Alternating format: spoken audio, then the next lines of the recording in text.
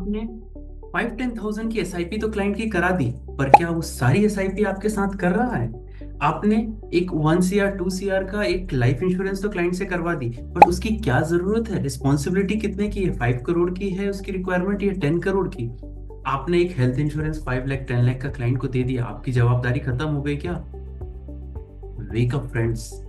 हम being an adviser, हमारी ज्यादा बड़ी रिस्पॉन्सिबिलिटी होती है हमें ये समझने की कि क्लाइंट की नीड क्या है, ऑब्जेक्टिव क्या है, प्रायोरिटी क्या है, हम क्लाइंट को अपना बेस्ट कैसे दे सकते हैं, क्लाइंट के होल लाइफ हम उसके साथ कैसे जुड़ के रह सकते हैं। क्लाइंट को एक बार दो बार एक सही इन्वेस्टमेंट एडवाइस देके उसके साथ ग्रोथ तो हो गई उन पर्टिकुलर में, बट क्या आपको पता है कि कंसिस्टेंट ग्रोथ कैसे मिलेगी? इवन जो फंड मैनेजर्स हैं जो 20 साल से एक्सपीरियंस्ड हैं, उनसे अगर आप डिस्कस करके देखेंगे कि कंसिस्टेंट रिटर्न 2%, 5%, 20%, 50% एक डे ट्रेडिंग से नहीं मिलती है। कंसिस्टेंट ग्रोथ के लिए हमें और भी सारी चीजें हैं जो समझनी रहती हैं। हमें समझना रहता है कि हमारे क्लाइंट के नीड्स क्या हैं, उसके घर के लिए कितने पैसे की जरूरत है, कब उसको घर खरीदना है, एजुकेशन के लिए कितनी है, उसके वेकेशन की क्या रिक्वायरमेंट है, उसकी वेल्थ की प्रोस्पेक्टिव क्या है, उसके हेल्थ की क्या प्रोस्पेक्टिव, उसके हेल्थ के लिए क्या रिक्वायरमेंट रहेगी। आपको पता है लाइफ में काफी सारी अनसर्टेनिटी रहती है, जैसे job loss, health loss, life में पार्टनर कोई मेंबर नहीं रहा, प्रॉब्लम्स आ गए, इलेक्ट्रिसिटी बिल्स, रिस्पॉन्सिबिलिटी। तो हमारी रिस्पॉन्सिबिलिटी सबसे ज्यादा ये बनती है कि हम क्लाइंट के नीड समझें, उसके ऑब्जेक्टिव समझें, उसकी प्रायोरिटीज समझें कि आज प्रायोरिटी क्या है, हम उसके रिटायरमेंट के गोल्स को मैप करें, उसकी रिटायरमेंट की रिक्वायरमेंट समझें, उसके चाइल्ड के एजुकेशन को समझें। देखिए, हर एक रिस्पॉन्सिबिलिटी आप अगर क्लाइंट के साथ डिस्कस करते हैं, उनकी रिक्वायरमेंट उनको बताते हैं, उनकी गोल मैपिंग करते हैं, तो आई एम श्योर कि आपका क्लाइंट आपके साथ रहेगा। इंश्योरेंस के लिए भी, health insurance, life insurance, financial planning, life planning के लिए। और ये एक ऐसा बॉन्ड रहेगा कि आप उनको बेटर एडवाइस देंगे एज अ सोशल कॉज, क्योंकि ये एक ऐसा पार्ट है कि रियल टाइम पे क्लाइंट का मनी इस पे इन्वॉल्व रहता है। अगर काफी बार ऐसा फेस हुआ है कि क्लाइंट ने बच्चे के हायर एजुकेशन के लिए पैसा इन्वेस्ट किया, जब हायर एजुकेशन का टाइम हुआ तो उसकी कॉलेज फीस छोड़िए, एक छोटे से ट्रेवल फीस भी नहीं वो पे कर पा रहा है, क्योंकि 18 साल, 20 साल, 30 साल के बाद का आप प्रोजेक्शन करते हैं। सो आपको पूरी बजटिंग, पूरे कैलकुलेशन, ये सारी चीजें आनी चाहिए। ये सारे प्रोग्राम काफी बार बहुत एक्सपेंसिव होते हैं, जैसे एफपीएसबी बोर्ड करवाता है सर्टिफाइड फाइनेंशियल प्लानिंग, एनआईएसएम करवाता है इन्वेस्टमेंट एडवाइजर, बट ये सारी चीजें आप हिंदी में अपने क्लाइंट को शॉर्ट फॉर्म में एटलीस्ट जो बेसिक है वो सब आना चाहिए। तो वो सब चीजें हम कराते हैं, एक ऐसा प्रोग्राम हिंदी में कॉम्प्रिहेंसिव फाइनेंशियल प्लानिंग के नाम से,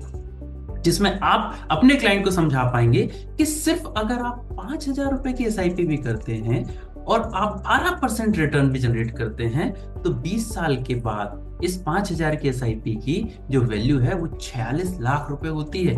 10,000 की एसआईपी की वैल्यू 92 लाख होती है और 20,000 की एसआईपी की वैल्यू 1 करोड़ 84 लाख होती है। और नॉट ओनली एसआईपी, बहुत सारी चीजें हैं जो हम आपको इस पे बताएंगे। हम आपको इस पे सिर्फ कैलकुलेटर नहीं बताने वाले, हम आपको इन कैलकुलेशन को एक्सेल में कैसे कन्वर्ट करते हैं। एक्सेल में, क्योंकि देखिए प्री डिफाइंड टेम्पलेट बहुत सारे मार्केट में अवेलेबल हैं, आप डेटा फीड करें, आपको क्लाइंट के सारे प्रोजेक्शंस आ जाएंगे। बट उस पर अगर थोड़ा सा, हर क्लाइंट अलग होता है, हर क्लाइंट की रिक्वायरमेंट अलग होती है, हर क्लाइंट की नीड्स अलग होती है, उसकी प्रायोरिटीज अलग होती है, थोड़ा सा भी चेंज हुआ तो आप नहीं कर पाएंगे। आप रॉ बेसिक अपनी नींव कैसे मजबूत कर सकते हैं।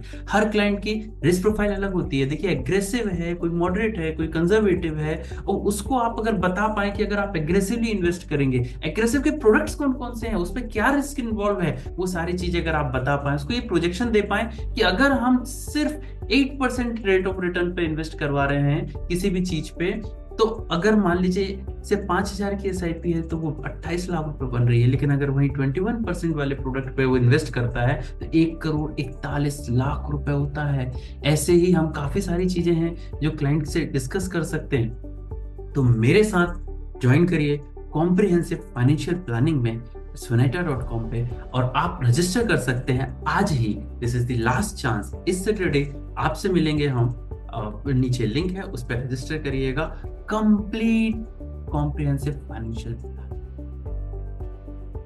में हम आपको बताएंगे बेसिक से, बिल्कुल बेसिक से, कि कैसे क्लाइंट के सारी प्रोफाइल लेते हैं, कैसे डिटेल्स लेते हैं, उन डेटा को कैसे एंटर करते हैं, क्या क्या चीजें हमें एज्यूम करनी है, क्या हमें मार्केट से निकालनी है, रिसर्च करना है, हमें गोल टाइमलाइन कैसे बनानी है, किस ईयर में किस चीज की रिक्वायरमेंट रहेगी, कौन से गोल की जरूरत पड़ेगी। जैसे वेकेशन है तो वेकेशन के लिए कैसे प्लान करना है, कैश फ्लो एनालिसिस कैसे करना है, नेटवर्थ एनालिसिस कैसे करना है, फाइनेंशियल रेशियोज कैसे कैलकुलेट करते हैं, ये सारी चीजें आप इंडिविजुअल क्लाइंट्स के आप अपने पास रॉ डेटा से बनाएंगे, वो भी इतने अच्छे तरीके से कि इजीली हो जाएगा। जैसे रिटायरमेंट स्ट्रेटेजी है, अगर आप नॉर्मल स्ट्रेटेजी के थ्रू करते हैं तो आपको जो अमाउंट की जरूरत पड़ेगी उससे सिर्फ 70% में बकेट स्ट्रेटेजी के थ्रू आप वही प्लानिंग कर सकते हैं, क्लाइंट को वही एयूएम प्रोवाइड कर सकते हैं। सो ये राइट स्ट्रेटेजी कैसे रहती है, कैसे हम कितना पैसा सेव कर सकते हैं। जैसे इस स्ट्रेटेजी में, इस पर्टिकुलर कैलकुलेशन में 2,47,00,000 रुपए हमने सेव किया है क्लाइंट के। सो इन सभी तरीकों से हिंदी में, क्योंकि इंडिया में मास मार्केट हिंदी समझता है, हिंदी हम भी समझाते हैं, तो वो सारी चीजें आपको आपके तरीके से आपके लैंग्वेज में मैं ला रहा हूँ कॉम्प्रिहेंसिव फाइनेंशियल प्लानिंग के थ्रू।